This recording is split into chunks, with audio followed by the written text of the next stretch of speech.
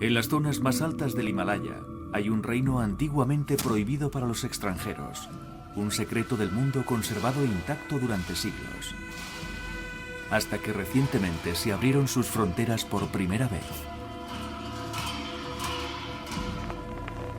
Se trata del reino de Mustang. Aquí se encuentran los últimos vestigios que perduran del viejo mundo. Los monasterios budistas, el arte sagrado del antiguo Tíbet. Se desmoronan por el abandono desde hace más de 500 años y quizás se pierdan para siempre. Son monasterios del siglo XV de un valor inestimable. Se trata de obras maestras. Ahora los extranjeros han venido para ayudar a conservar los tesoros de Mustang. La religión más antigua ubicada en el reino está amenazada por un desplome total. Este monasterio, en una cueva del siglo XVIII, se esculpió en el corazón de un gran risco.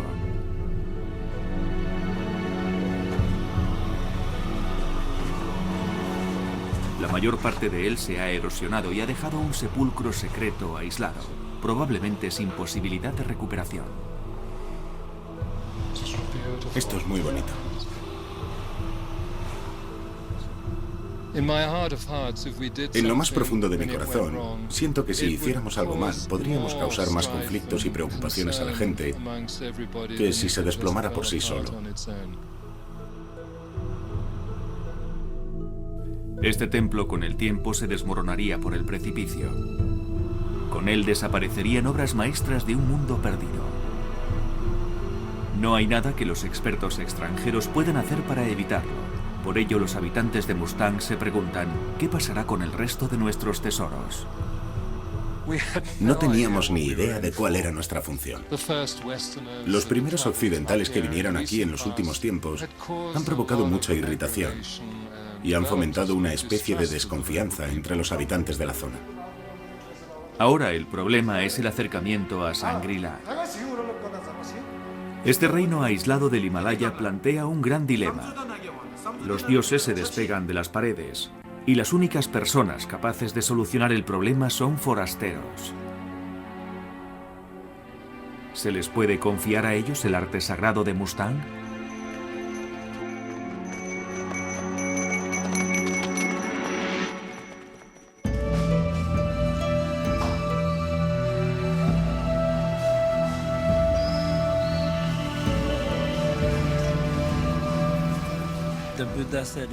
Buda nos habló de la no permanencia de todas las cosas.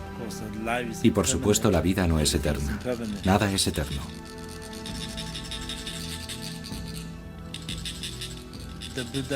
Buda nos enseña a prepararnos para enfrentarnos a la no permanencia. Los templos, estatuas, pinturas murales y toda la tradición son parte de sus enseñanzas.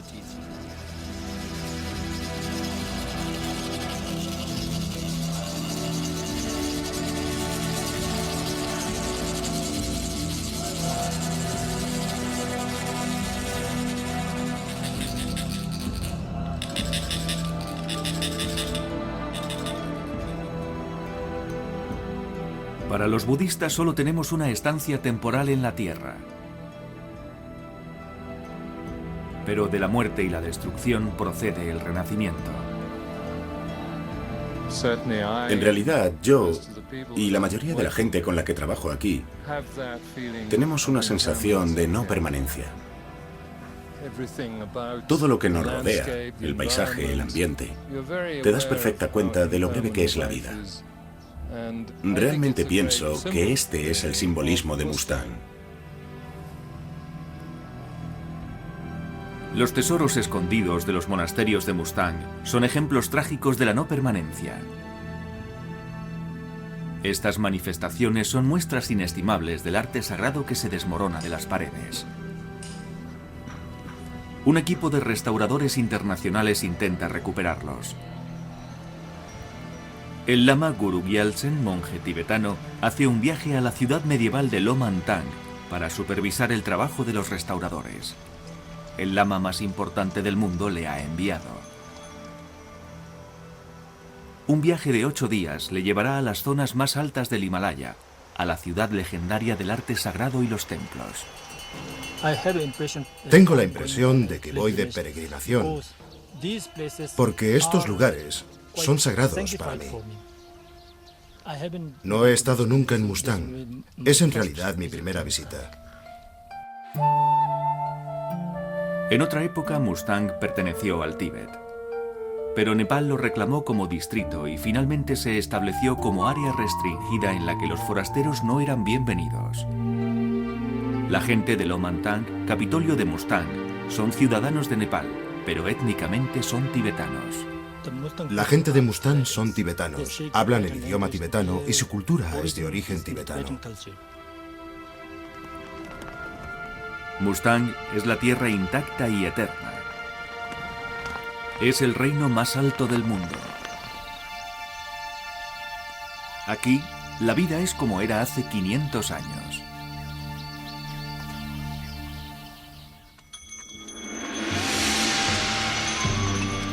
Aquí lo sagrado se mezcla con el paisaje. Las elevadas paredes de roca con las oraciones de Buda talladas en cada piedra impresionan las mentes pasajeras de los viajeros.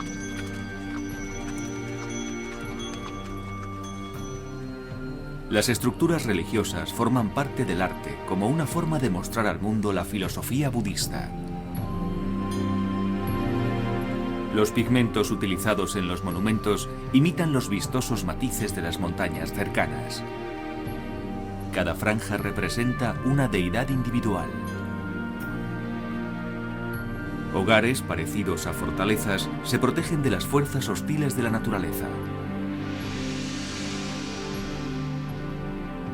A lo largo del tiempo, las estructuras más antiguas, los monasterios y los viejos palacios se han desmoronado y han desaparecido, amenazando la supervivencia del arte y la cultura de Mustang. Sin una identidad cultural, nada permanece en la gente. El budismo nació hace 2500 años en el norte de India, donde un acaudalado y joven príncipe llamado Siddhartha divisó la pobreza que había justo fuera del palacio. Abandonó su reino y dedicó su vida a buscar una solución para terminar con el sufrimiento humano. Cuando tenía 35 años, alcanzó el nirvana y se convirtió en Buda, el iluminado.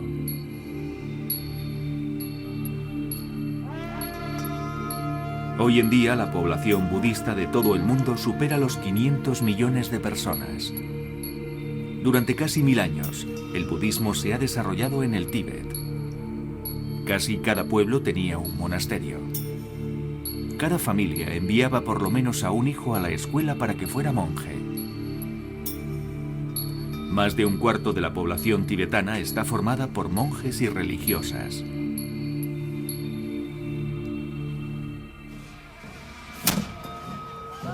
En el reino de Mustang, el budismo todavía pervive, pero la población está en declive. Cada vez menos jóvenes van a la escuela monástica. Muchos de ellos se trasladan a India o Katmandú, capital de Nepal, para ganarse la vida. En el pueblo más grande, camino de Lomantang, un joven monje ha emergido después de 3 meses de meditación para expulsar a las fuerzas del mal que rodean a la comunidad.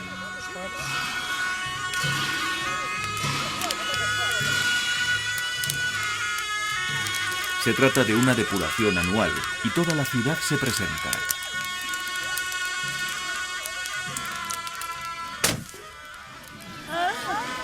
Para el Lama Guru es un momento triste, un recuerdo de que los ritos como este están prohibidos en su patria natal.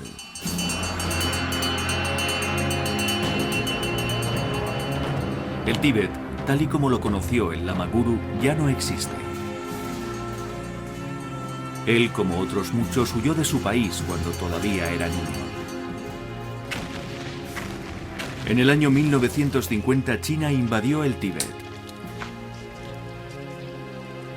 Toda nación arraigada en la fe budista se convirtió en una tierra mortal de todo lo sagrado. La religión se declaró ilegal. Se asesinaron a más de 1 millón de tibetanos, una sexta parte de la población. Torturaron sistemáticamente a los monjes y las religiosas. Se destruyeron más de 6.000 monasterios, con el arte tan valioso que contenían.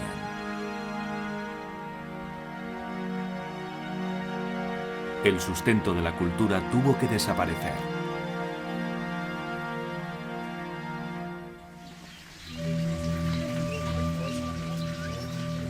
Mustang es hoy en día uno de los últimos vestigios de la cultura tibetana.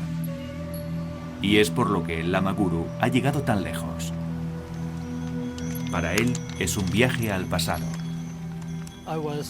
Yo tenía alrededor de 6 o 7 años cuando abandoné el Tíbet con mis padres. Como te puedes imaginar, tengo un recuerdo muy ligero de todas las cosas. Mi hermano mayor tuvo que irse a China. En aquella época recogían a muchos jóvenes para que se educaran con las costumbres chinas. Al principio iba en la espalda de mi madre. Todavía recuerdo el paso por esas montañas tan altas cubiertas de nieve, con mi hermano delante con un pico. Siempre corríamos peligro de caída.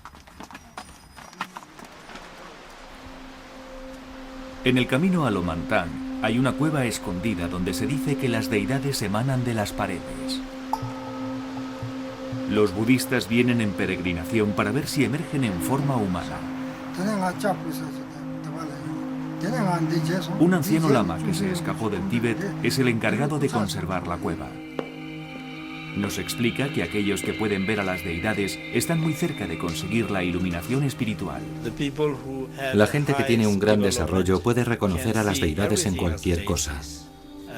Y la gente que no se ha desarrollado en la práctica espiritual no puede ver nada.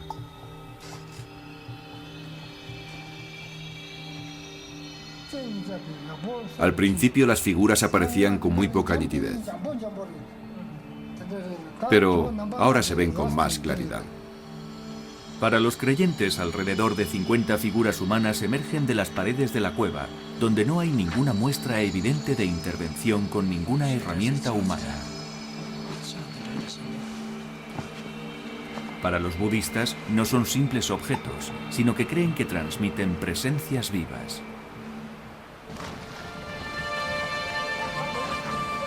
Desde un paso muy elevado, a 4.000 metros de altura, se divisa el Tíbet más allá de las lejanas montañas, cuya frontera está protegida por los chinos. Es la primera vez que el Lama Guru ve el Tíbet desde hace muchos años.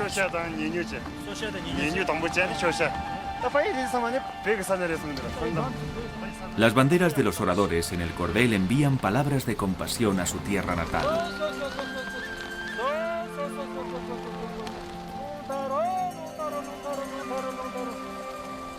Una práctica antigua que ha durado 1000 años, imprime la oración en la tela y constituye una de las primeras imágenes del Himalaya.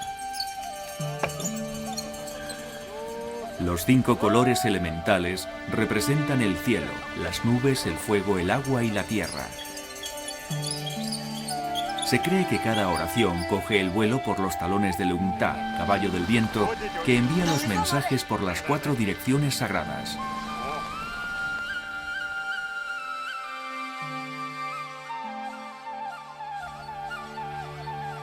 En el valle de abajo, Lomantang, la ciudad real prohibida. La joya de la corona del reino, un oasis en medio del desierto. Como en la época medieval, los 2 grandes monasterios de Lo, pintados de rojo, sobresalen entre las casas de alrededor. Durante 5 siglos, las paredes de 9 metros que rodean la ciudad han impedido el paso a los visitantes no deseados. En sus buenos tiempos, la riqueza de Lomantang era legendaria, así como su primer dirigente, un caudillo tibetano que poseía un impresionante palacio blanco que todavía alberga a su descendiente directo, el rey de Mustang. Los primeros reyes de Mustang construyeron los monasterios más grandes de la zona, Dubchen y Champa. Convocaron a los artistas más célebres del momento para que adornaran este espacio sagrado. Los reyes eran muy religiosos. Tenían mucho interés en conservar la tradición y la cultura.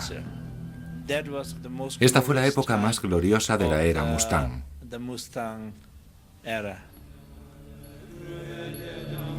Hace más de 500 años a los monjes del Tíbet les reclamaban para los grandes monasterios de Lo. Tubchen se convirtió en un centro de educación religiosa para monjes que memorizaban libros religiosos y estudiaban lógica y filosofía. Los monasterios son la base. Digamos que son la esencia de la cultura tibetana. Allí se inician muchos trabajos sociales para educar a los niños y también para cuidar del bienestar de toda la comunidad. Esta es la fuerza vital de la cultura. Pero en la actualidad, esta fuerza vital está en vías de extinción. Situados alrededor del Lama Guru para hacerse fotos, hay una pequeña comunidad de 70 lamas y estudiantes. Se trata de un recuerdo lejano del complejo religioso formado por 1000 monjes que vivían aquí. Les dirige Khenpo, abad de los monasterios de Lo.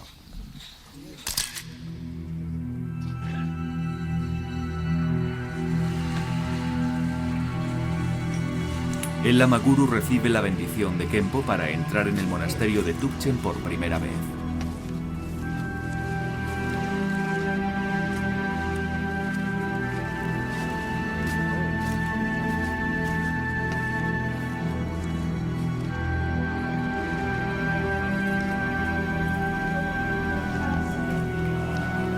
Para los budistas, las estatuas y las pinturas de aquí son tan reales como las imágenes a las que representan.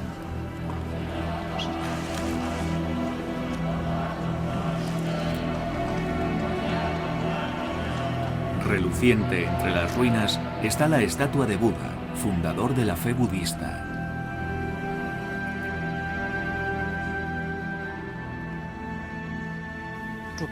Estar aquí es un sueño para mí. Estoy muy asombrado por cómo floreció el budismo hace 500 años en estas regiones. Pero me entristece mucho comprobar cómo se han deteriorado las cosas.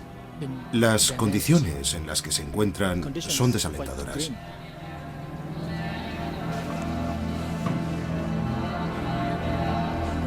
«17 imágenes de Buda y sus acompañantes nos miran a través de la mugre.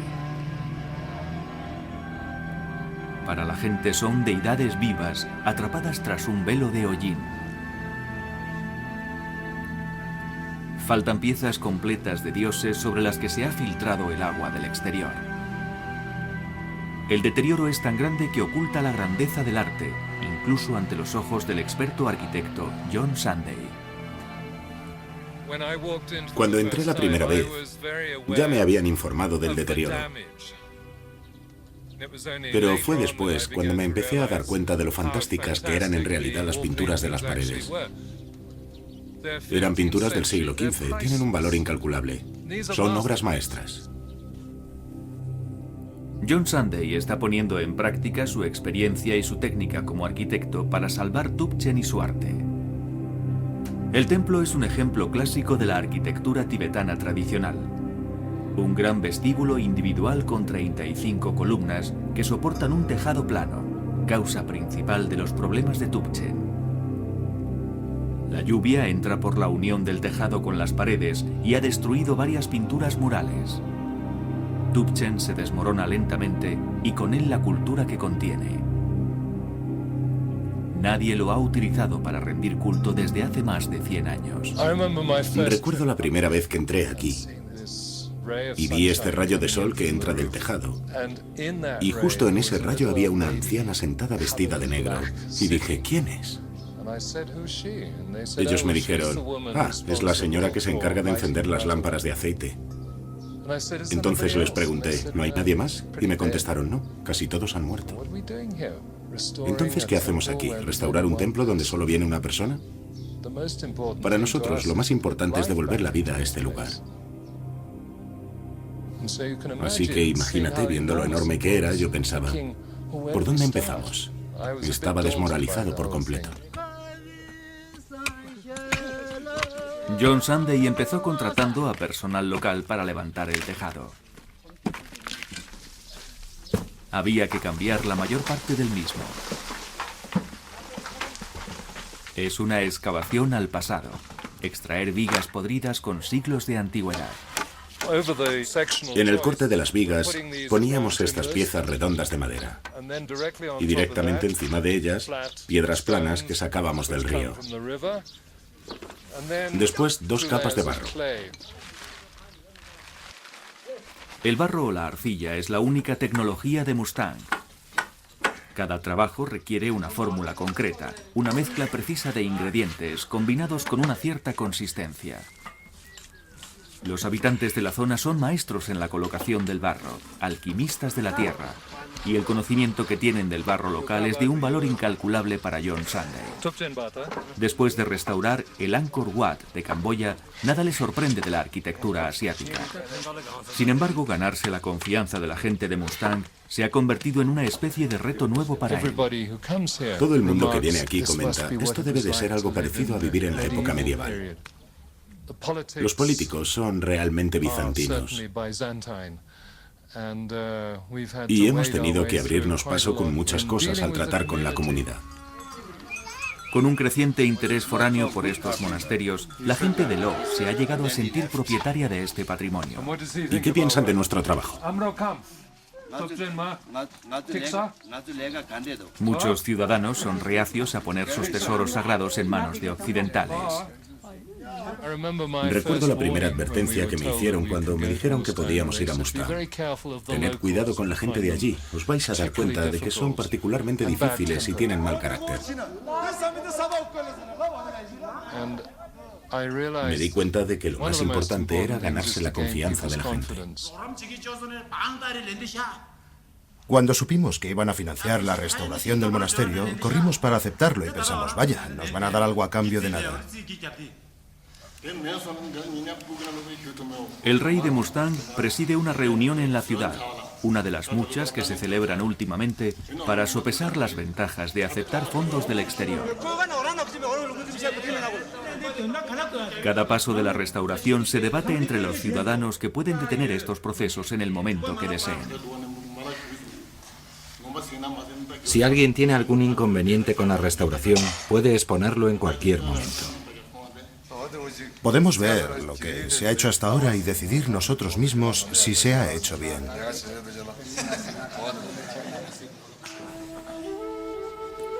Ahora que el tejado está reparado, John tiene autorización para entrar a limpiar las deidades de Tubchen.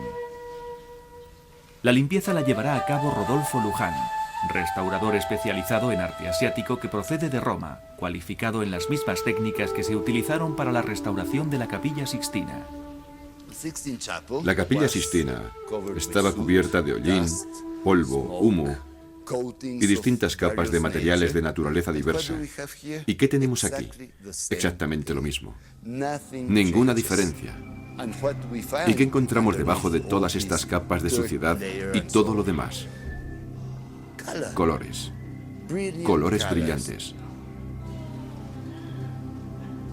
Para limpiar estos dibujos sin levantar la propia pintura, se utilizará una mezcla de disolventes cuidadosamente mezclados.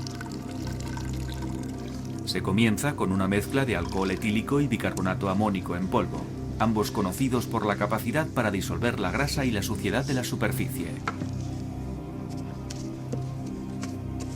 Con una combinación errónea, el resultado sería catastrófico. Arrancaría los pigmentos realizados con piedras semipreciosas de hace 500 años. Ahora podemos probar con un poco aquí, sobre el oro. Hicimos muchas pruebas de limpieza. Aplicamos nuestras soluciones limpiadoras con pañuelos de papel o con algodón. Y llegamos a encontrar una forma muy segura de limpiar, utilizando un disolvente que elimina lo que está encima de la pintura, pero deja la misma intacta.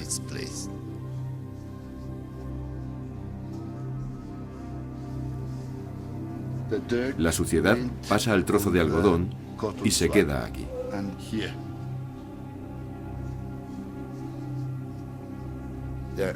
Hay algunas zonas y algunos pigmentos que necesitan un cuidado especial. Por ahí vamos con mucho cuidado. Los accidentes siempre pueden ocurrir. Es bueno recordar que puedes llevarte un poquito de pintura.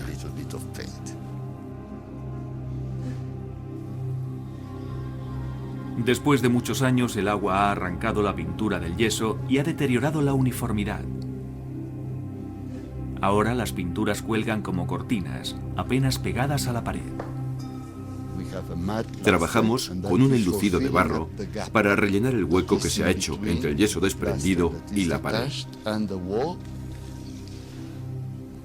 La inyección de un adhesivo especial ayudará a consolidar la pintura desconchada y unirá el yeso de nuevo a la pared. Es un hospital de piezas valiosas de arte.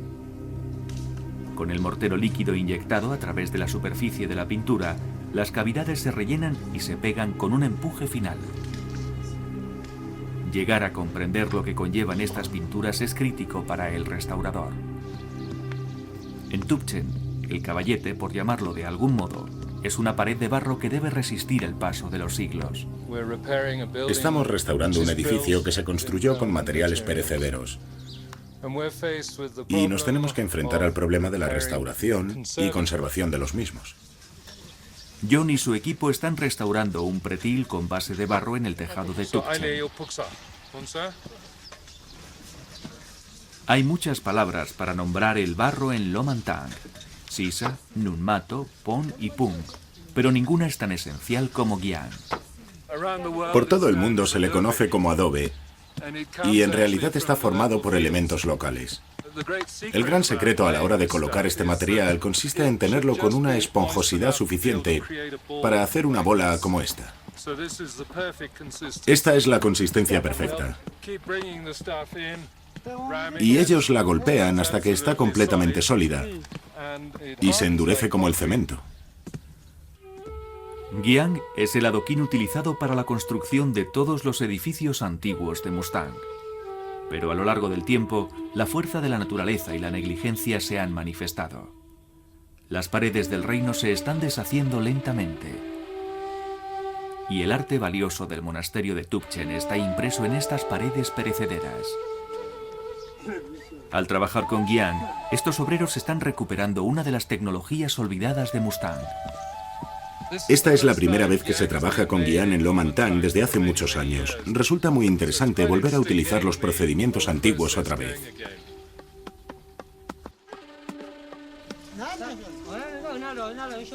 Otro tipo de barro que se recoge en las montañas de la zona puede impedir que el agua entre a través del tejado de Tübchen.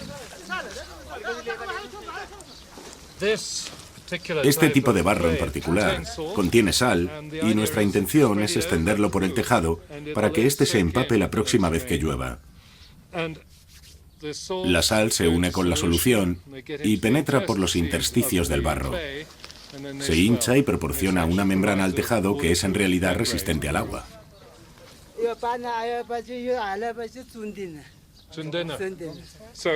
Está explicando exactamente lo que acabo de contar. En realidad no hay filtraciones, es lo que ha dicho, y espero que así sea. Puede parecer que son una pandilla de niños jugando con el barro, pero en realidad estos tipos son grandes especialistas en el levantamiento de estos tejados.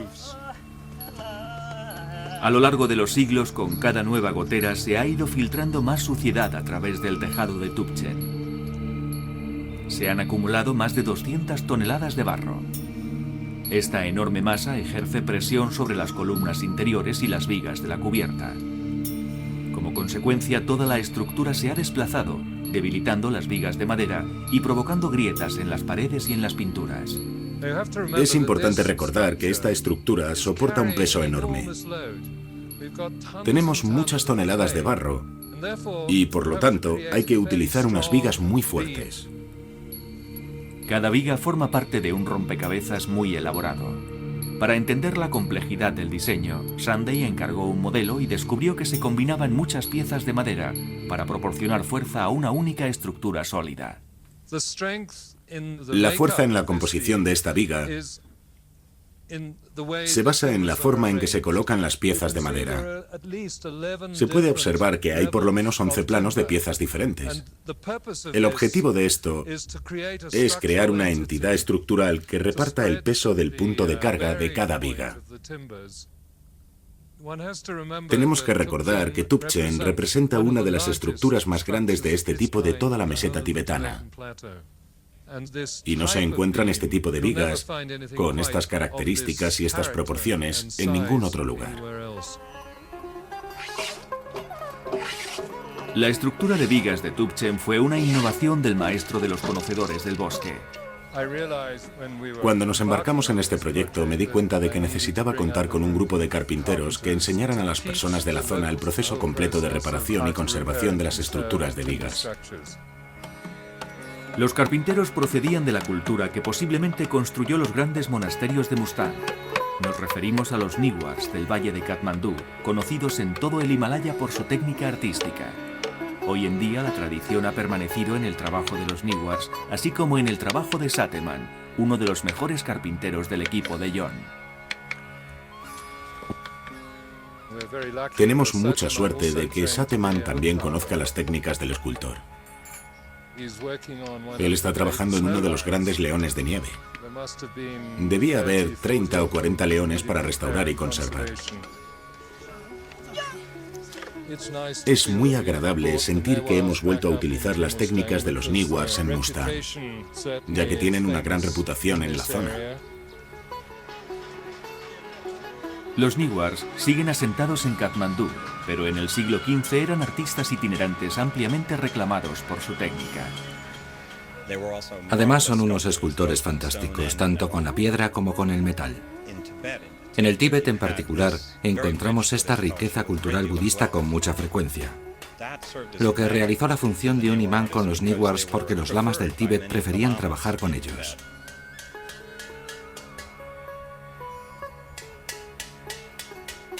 Todo el mundo decía, si lo que buscas es un trabajo bien hecho, busca a un Niwar, a un artista Niwar.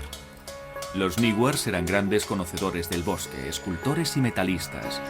También eran maestros en pintura, conocidos por toda Asia por el uso de los colores vistosos. Las pinturas de las parras y las llamas estilizadas, pintadas en un profundo rojo vermellón, se convirtieron en la firma de los Niwars. Estos motivos se encuentran en las paredes pintados en lienzos de barro, realizados en muchas y meticulosas capas.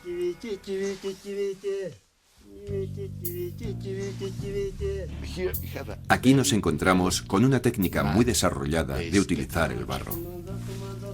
Una mezcla de paja, barro y agua con excrementos de vaca forman la primera capa.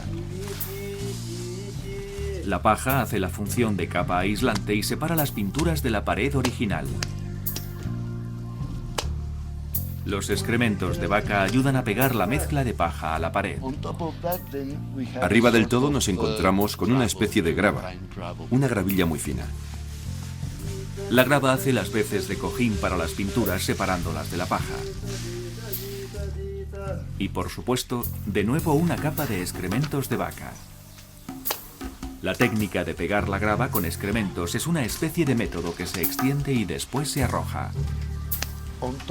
Encima de esta capa sin refinar, nos encontramos con otras capas más finas realizadas con el barro de la zona. La uniformidad de la superficie se consigue extendiendo 3 capas de barro cada vez más finas. Finalmente, encima de esta capa tan pulida, tenemos una capa muy fina que se llama sha, realizada con un barro blanco muy fino que probablemente se mezclaba con un pegamento animal y después se pulía. La técnica se conoce como seco o pared seca. Este método fue vital para Miguel Ángel para pintar el fresco de la Capilla Sixtina, un método similar pero con yeso húmedo. Asimismo lo utilizó Leonardo da Vinci para pintar la Última Cena en seco. Simultáneamente se pintaron las paredes de Tubchen. El Tíbet del siglo XV, en paralelo con la Europa del siglo XV, experimentaba un renacimiento del arte. Sorprendentemente, ambas culturas, sin ninguna conexión conocida, pintaban paredes utilizando técnicas similares. El restaurador italiano Luigi Fieni utiliza una cámara de infrarrojos para comprobar si existen huellas del maestro, artista de las pinturas originales que se encuentran bajo la pintura. ¿Existen huellas o alguna pista que nos pudieran revelar quién hizo estas obras maestras? Utilizo esta cámara de infrarrojos para intentar descubrir lo que hay bajo la superficie pintada. Esta cámara revela una diferencia entre los bocetos preliminares y la pintura final. Las pruebas de la existencia de los bocetos se aprecian en los márgenes. Los bocetos hacían las veces de directrices o anteproyectos de las imágenes finales. Las cuadrículas revelan una iconografía muy estricta en los lugares donde se pintaban a las deidades siguiendo unas proporciones meticulosamente definidas. En este acompañante de Buda podemos ver una línea vertical que probablemente formaba parte de la cuadrícula utilizada para mantener las proporciones. El arte tibetano se rige por directrices estrictas que requieren la precisión del compás de un delineante. El proceso artístico es tan clínico como creativo. Puedes estudiar una imagen enorme y una imagen pequeña y descubres que las proporciones son idénticas. El tamaño de la cabeza, la longitud del cuello. Si la tienes de este tamaño, por ejemplo, 60 centímetros, o del tamaño de toda esta pared, la proporción es exactamente la misma. No cambia. El arte budista no se ha diseñado para la expresión personal. La posición de cada mano, o mudra de Buda, por ejemplo, tiene un significado específico y puede comunicar una diferencia entre la actitud del momento de su iluminación o su papel de profesor. Las señales especiales comunican instrucciones, fundamentalmente con el color. En las paredes de Tubchen, los expertos artistas crearon un esquema tremendo para pintar con números. Quizá había 4 o 5 maestros, cada uno con su propio estilo. Y tenían sus aprendices, sus ayudantes. Los aprendices seguían las directrices apuntadas en las paredes a la vez que aplicaban los pigmentos. La mayoría de los pigmentos se hacía con piedras semipreciosas, como el bermellón para el rojo o el orpimente para el amarillo, que se machacaban durante 3 meses para convertirlos en polvo. El oro puro se aplicaba finalmente, normalmente en las joyas de los acompañantes de Buda. Pero hay una omisión manifiesta. Las pinturas no tienen la firma del autor. Para los budistas la importancia está en el tema y no en el artista que lo realiza. El equipo encargado de la limpieza de estos enormes murales se ha esforzado durante muchos años. John y Rodolfo esperan que los ciudadanos aprueben su trabajo.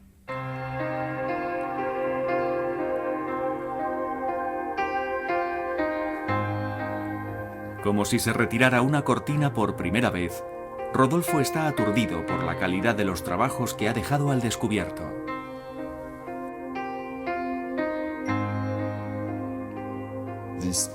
Estas pinturas del siglo XV son unas imágenes preciosas. La técnica era perfecta. La calidad de los pigmentos. La propia ejecución de las pinturas es extremadamente refinada. Yo diría que son excepcionales. Son lo mejor de la pintura. La calidad con la que nos encontramos aquí, en Tubchen, la podemos ver también en el periodo del Renacimiento italiano. Y quizá la calidad es todavía mejor que los propios nombres, como Leonardo, Miguel Ángel, Rafael y los demás. Aquí nos encontramos con excelentes artistas totalmente desconocidos, a quien veneramos si ni siquiera conocemos sus nombres. No quiere decir que a los artistas no les preocupara la fama o la gloria. En realidad, como todos los artistas, estaban muy orgullosos de su capacidad, de su talento, y muy ilusionados con el reconocimiento de lo que hacían, pero simplemente no existía la costumbre de poner la firma. Les conocían en la corte, los reyes, los grandes lamas y los vecinos, y eso era más que suficiente. Pero eso no es suficiente para los historiadores especializados en arte de hoy en día que discuten de dónde procede la tradición artística de estas pinturas. Reconozco muchas características de los Newars. Veo la preferencia por el rojo como color dominante. Veo los gestos de las manos, la manera de pintar las manos. Reconozco la utilización del rojo sobre el rojo, las parras en los fondos. Todo es muy metafórico, muy simbólico. Todos son elementos de los Niwars. Pero también se detectan otras influencias en estas pinturas. Se aprecia una gran influencia china, por ejemplo, en todos los brocados. Parece como si fueran de seda china. Se puede observar la influencia china en los estilos y los modelos. Estos brocados eran elementos de lujo en todo el mundo. Los brocados chinos eran muy famosos por la seda. Estas sedas que se utilizaban en el Tíbet eran donaciones de los emperadores chinos a los lamas tibetanos y los utilizaban para adornar a los dioses. Los Niwars eran muy famosos porque hacían muy bien cualquier tipo de trabajo siguiendo cualquier modelo deseado. El arte de Tubchen refleja lo que conocemos como realmente tibetano. Un cruce de influencias de Nepal, China e incluso India. El estilo es un estilo tibetano, un estilo híbrido. La contribución más importante a este estilo, desde mi punto de vista, es la que realizaron los Niwars. Cuando un lama decidía construir un monasterio nuevo, las noticias seguramente corrían con bastante rapidez. A menudo los mejores artistas eran itinerantes porque era la manera de realizar estos trabajos. Se puede relacionar en cierto sentido con el Renacimiento italiano, donde vemos que los grandes artistas italianos se movían en realidad por todo el continente europeo para llevar a cabo los deseos y encargos de los reyes, príncipes, papas y cardenales. Los que tenían más dinero conseguían a los mejores artistas. Las imágenes de Tubchen constituyen un documento histórico sobre la vida de Buda. Sus orejas, muy largas con el paso de los años por el peso de las joyas, representan su condición principesca, pero la escasez de adornos refleja su renuncia a todos los bienes materiales. Pero ¿cómo transmiten estos murales ya limpios las enseñanzas de Buda?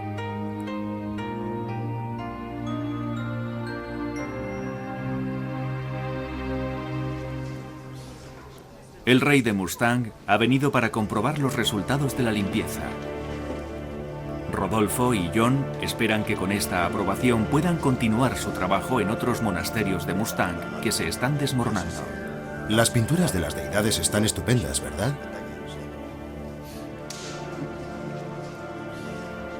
Hay consenso, un trabajo bien hecho. Pero hay algo que no está bien del todo. ¿Pueden pintar también esta grieta? Sí. Estaría mejor si solucionan eso. Desde el punto de vista del rey, el trabajo del restaurador no ha terminado. Tienen que completar las deidades pintando las partes que faltan. Deberían intentar pintar las partes que faltan tal y como estaban antes. Necesitamos la colaboración de los expertos para que nos ayuden a restaurar el arte tal y como estaba en el pasado. Entonces el trabajo estará bien terminado. Pero si con la restauración no se completan las pinturas, entonces habrá provocado más perjuicios que beneficios. Tenemos que rendir culto a lo que hay. El arte del interior de Tubchen está lleno de grietas y faltan muchas piezas. Para la gente de Lo, estas imperfecciones pintarrajean a los dioses en vida. En algunos lugares, cortan literalmente a los dioses en dos partes.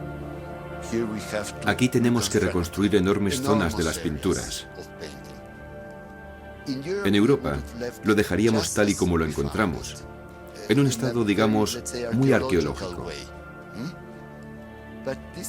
Pero este no es el concepto que tienen aquí.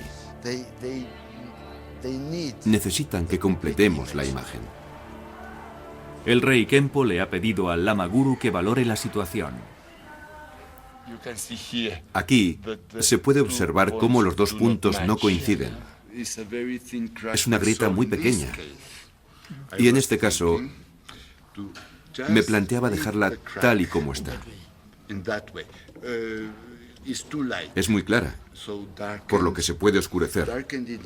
Oscurecer un poco de tal forma que el ojo no aprecie la propia grieta. Sí, porque si no parecería una pequeña cicatriz. Exacto. El Lama Guru ve las grietas como si fueran cicatrices que deforman a las deidades. Estas piezas artísticas tienen un significado concreto. No se restauran simplemente por el bien del arte. Por eso, en estos trabajos uno tiene que pensar en el punto de vista de las personas de la zona. La restauración, en este sentido, significa solucionar cualquier cosa que esté estropeada y hay que repararla completamente. Esto es muy importante desde el punto de vista del budismo tibetano. Es una manera diferente de entender el arte. El arte no es lo que nosotros entendemos por arte, sino parte de la vida cotidiana de la zona. No se pretende conservarlo y colocarlo en una urna de cristal, sino que viven en contacto con él.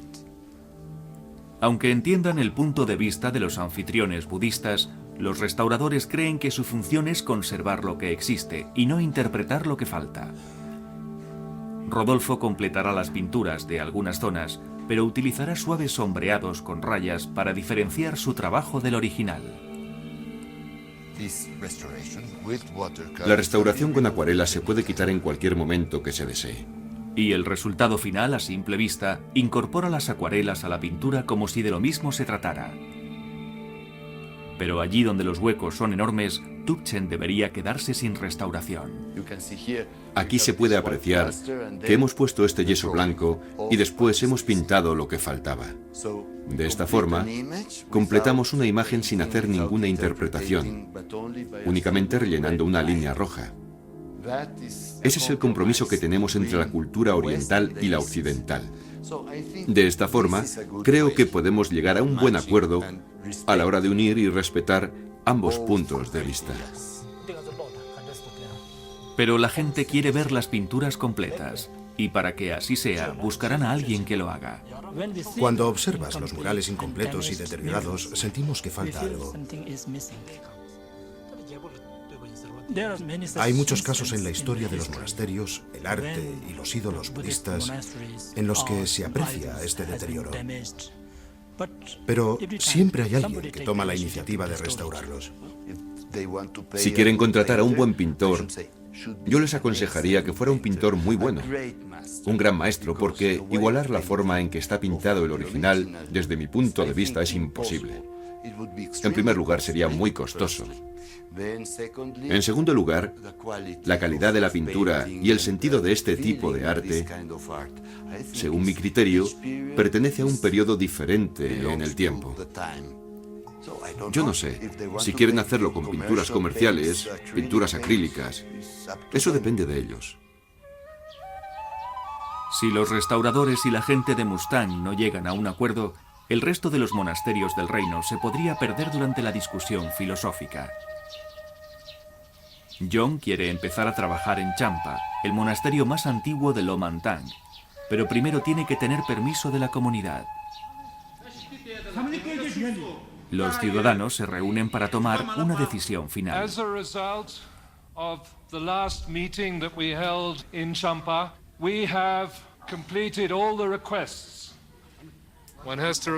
Tenemos que tener en cuenta que nosotros aquí somos visitantes. No nos corresponde imponer nuestro criterio a la comunidad local. Quizá podemos orientarles, podemos aconsejarles, pero son ellos los que tienen que tomar una decisión final. Yo creo que al final nuestra influencia y nuestra pasión por estas pinturas triunfarán. Pero de momento a John solo le han consentido un acceso limitado a Champa. Solamente puede retocar las pinturas deterioradas de las paredes. Se trata de la colección más grande de mandalas del siglo XV, diagramas laberínticos del universo.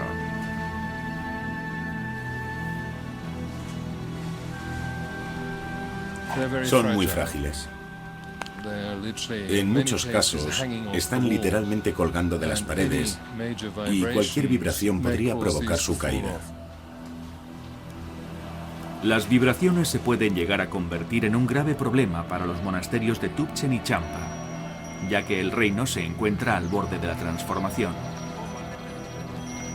La cultura del caballo, único medio de transporte durante siglos, está a punto de modificarse.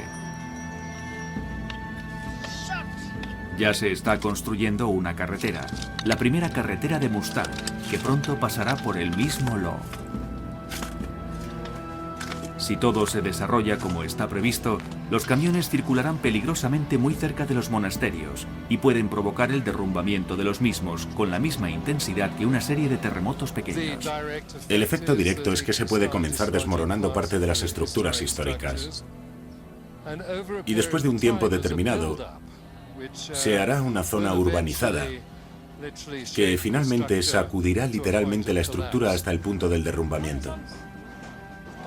Evidentemente estas zonas necesitan carreteras, pero se trata de decidir bien dónde se construye esa carretera. Si hay muchos vehículos, la cultura del caballo desaparecerá. Las cosas cambian año tras año. En la actualidad nuestra cultura sigue anclada en el pasado. Y hasta que yo muera, tengo esperanza de que continúe así. En Tubchen, el monasterio restaurado, se aprecian señales de que la cultura del pasado está experimentando un resurgimiento. 3 empresarios tibetanos con permiso para cruzar la frontera han venido en peregrinación a ver el lugar sagrado. En la zona donde vivo, solo hay un monasterio con 5 monjes. Los chinos destruyeron todos los demás durante la revolución. Por primera vez en el último siglo, la comunidad se reúne para rendir culto aquí.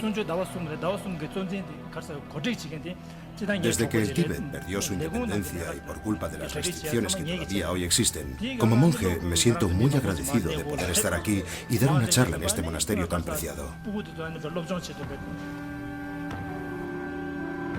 La vida ha vuelto a Tubchen y para celebrar este acontecimiento se encienden 10.000 lámparas de aceite. Las antiguas lámparas brillan alumbrando el cambio. Todo el concepto de budismo gira en torno a la no permanencia de las cosas. Por lo tanto, tenemos que asumir que nuestro trabajo tampoco es permanente. El futuro de este reino escondido es incierto.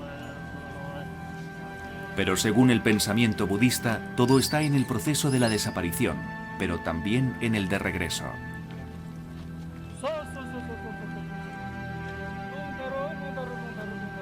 Y en las palabras que se pronuncian en las oraciones, se escuchan palabras de sabiduría, alentando al nuevo Mustang para que no se desprenda de su pasado.